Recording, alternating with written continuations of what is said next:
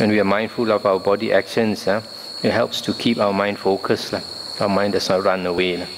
When our mind runs away, then we forget about our body. And that's why mindfulness of the body is always stressed by the Buddha, probably for this reason, so that our mind does not stray away. So, if a monk practices sati sampajanya, and whatever feeling arises, he knows that it is impermanent, does not attach to it. He knows that it will pass away.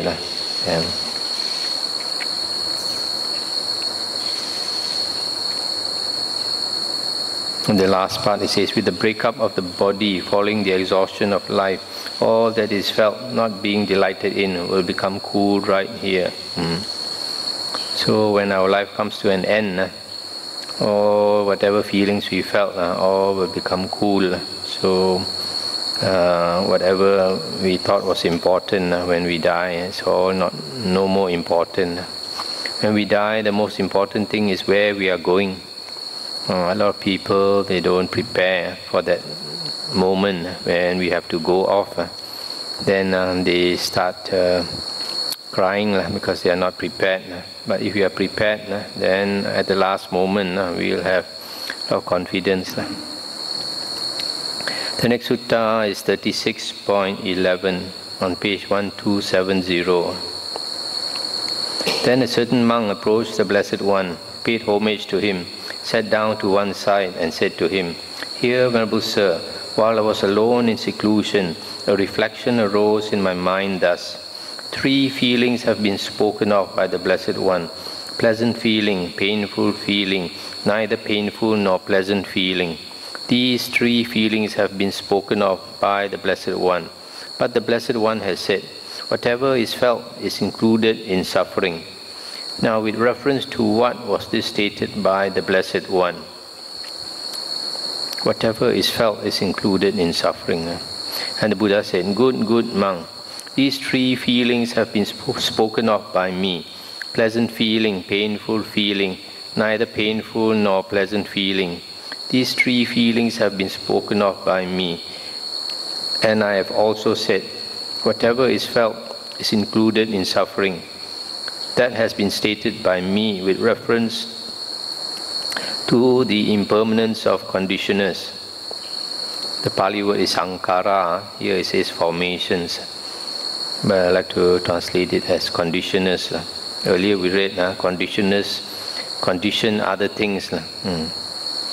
That has been stated by me with reference to conditioners being subject to destruction, to conditioners being subject to vanishing, to conditioners being subject to fading away, to conditioners being subject to cessation, to conditioners being subject to change. Stop here for a moment. This word sankhara, it means conditioners, that which conditions something else. And in relation to our body, the main sankhara is volition, free will.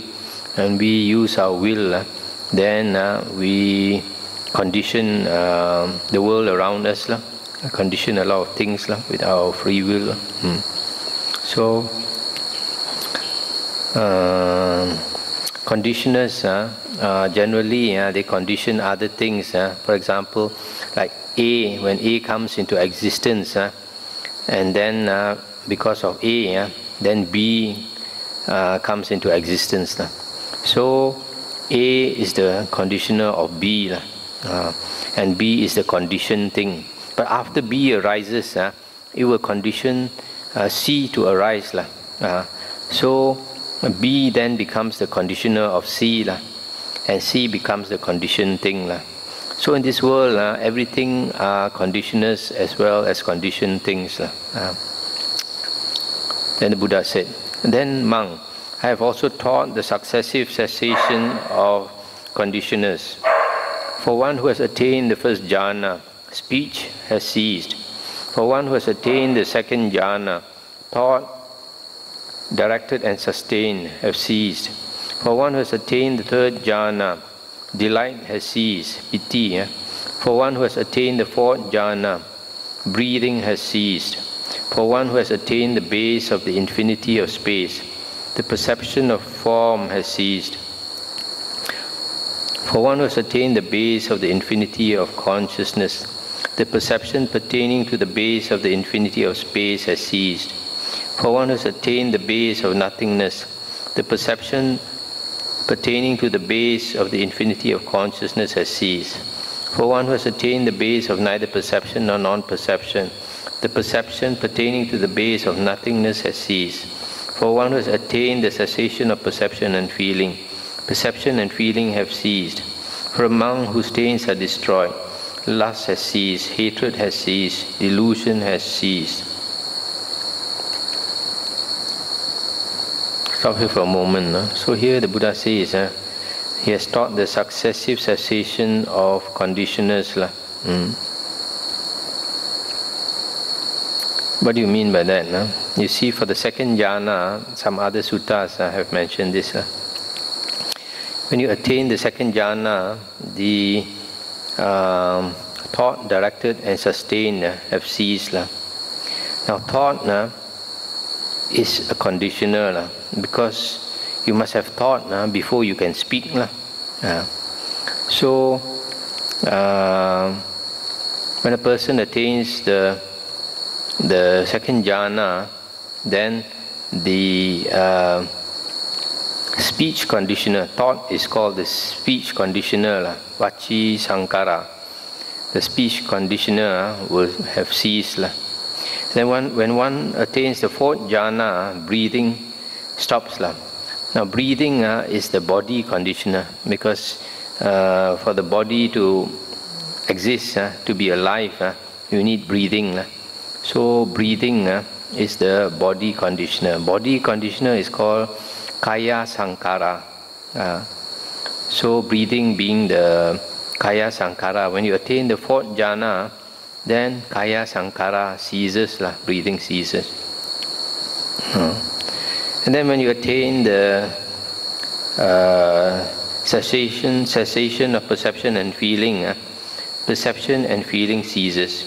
Now when perception and feeling ceases, the mind also ceases, because perception and feeling, when it ceases, consciousness also will cease, because they all come together. So perception and feeling is the mental conditioner, citta sankara. So when a person attains a cessation of perception and feeling, citta sankara ceases. So from here you can see this is the successive cessation of the sankharas. Then monks, I have taught the successive subsiding of conditioners. For one who has attained the first jhana, speech has subsided. Similarly, for one who has attained the second jhana, thought has subsided. For one who has attained the third jhana, delight has subsided. So on, just like before. There are among these 6 kinds of tranquilization, pasadi. For one who has attained the first jhana, speech has been tranquilized. For one who has attained the second jhana, thought, directed and sustained have been tranquilized. For one who has attained the third jhana, delight has been tranquilized. For one who has attained the fourth jhana, breathing has been tranquilized.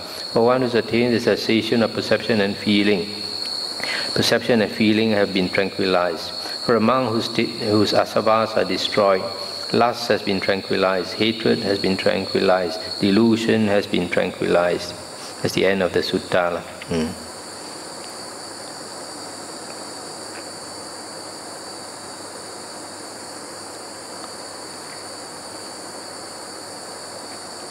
So earlier the monk said he doesn't understand what the Buddha means. Whatever is felt is included in suffering.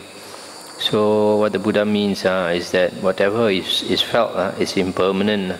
So because it is impermanent, if you have pleasant feeling, when it goes away, then you have suffering. And then if you have unpleasant feeling, is also suffering. And then the neutral feeling, I guess if you are ignorant of it, is also maybe considered suffering. Then the Buddha talked about the various jhanas. How when you attain one jhana after another, certain conditions cease.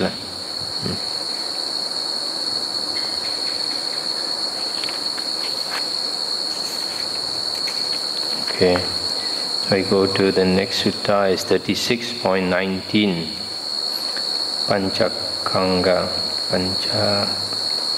Panchakanga. This sutta is also found in the Majjhima Nikaya, sutta number 59.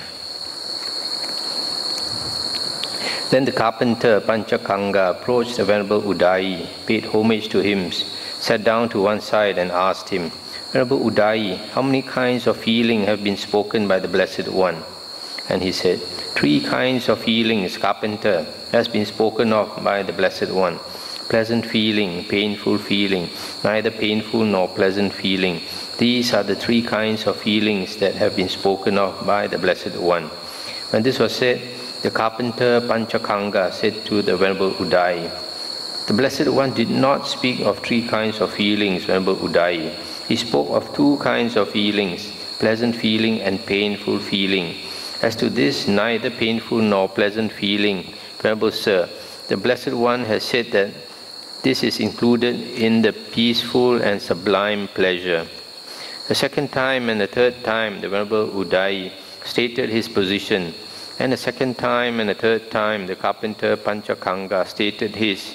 But the Venerable Udayi could not convince the carpenter Panchakanga, nor could the carpenter Panchakanga convince the Venerable Udayi. The Venerable Ananda heard this conversation between the Venerable Udayi and the carpenter Panchakanga. Then he approached the Blessed One, paid homage to him, sat down to one side, and reported to the Blessed One the entire conversation.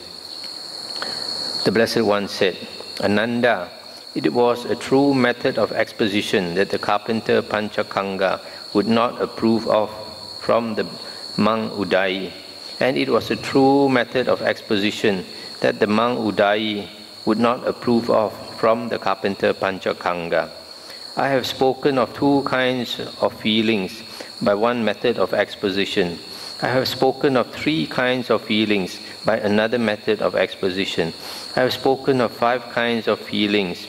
Similarly, I have spoken of 6 kinds of feelings, 18 kinds of feelings, 36 kinds of feelings, and I have spoken of 108 kinds of feelings by still another method of exposition.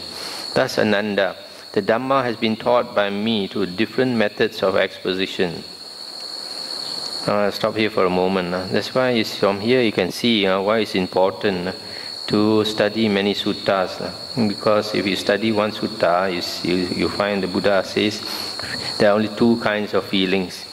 And then you have this view, like this carpenter, he says, the Buddha says there's only 2 kinds of feelings.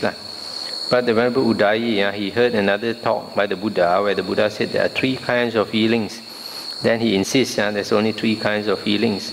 But actually the Buddha says he has given many talks and given different kinds of teaching, saying not only 2 and 3 kinds of feeling, there's also 5 kinds, 6 kinds, 18 kinds, 36 kinds, and 108 kinds of feeling. When the Dhamma has been taught by me in such a way through different methods of exposition, it may be expected of those who will not concede, allow, and approve of what is well stated and well spoken by others, that they will become contentious and quarrelsome and engage in disputes, and that they will dwell stabbing each other with verbal daggers. But when the Dhamma has been taught by me in such a way, through different methods of exposition, it may be expected of those who will concede, allow, and approve of what is well stated and well spoken by others, that they will live in concord, with mutual appreciation, without disputing, blending like milk and water, viewing each other with kindly eyes. Ananda, there are these 5 chords of sensual pleasure. What 5? Forms cognizable by the eye, that are desirable, lovely,